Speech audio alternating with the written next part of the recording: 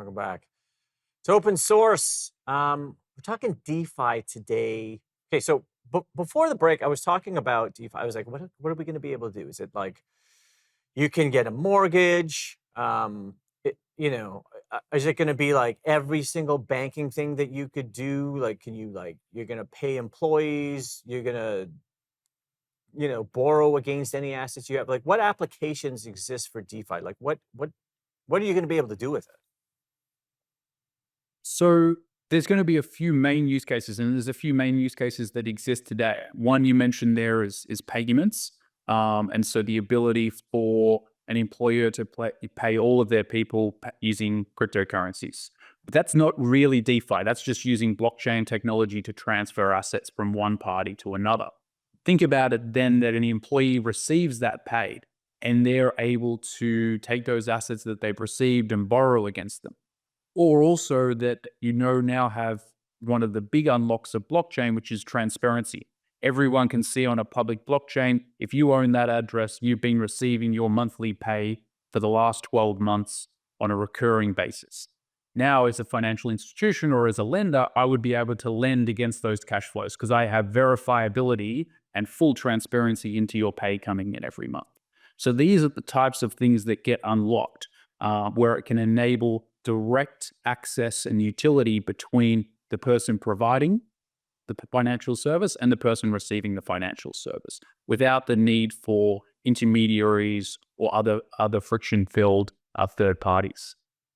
Yeah, well, let me ask you another question that's related to that then. So how would you differentiate between DeFi and blockchain? Is it just that DeFi is concerned with all things financial using blockchain technology? Like you can't have DeFi without blockchain, right? Exactly. You can think about it that everything DeFi is happening on a blockchain. Not everything that's happening on a blockchain is DeFi.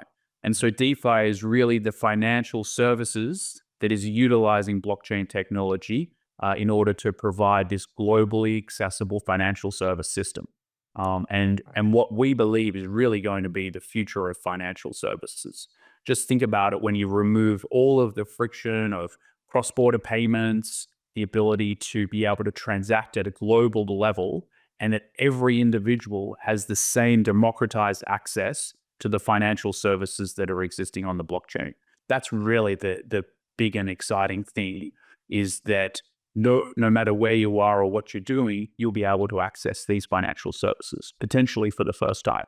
And what problems does DeFi uniquely solve? I know you've been talking about some use cases, but it just seems to me that we're going to be able to have financial freedom in a way that's never existed. Exactly right. If you think about the definition of freedom being the separation between what you're thinking and the reality of the situation, DeFi is a real enabler of that financial freedom. If I want access to a mortgage, if I want access to borrow assets, if I want to be able to earn yield on my assets, everything is going to be directly available to me. And so it is unlocking that financial freedom to say, this is what I want, this is the product I want to access right now, and having direct enabled access to it, rather than being reliant on any third party to screen or gate or provide friction for you to be able to access that. Right. Look, we only have 90 seconds. It's probably going to be a long answer, but what about AI? Like how does AI work with DeFi?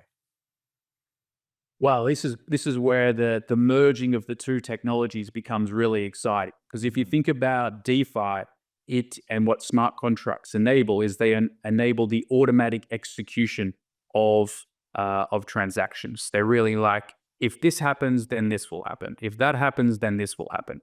And so it doesn't require anyone to be executing anything.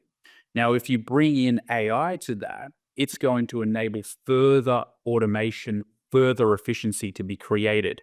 And so they really are going to complement each other really, really well.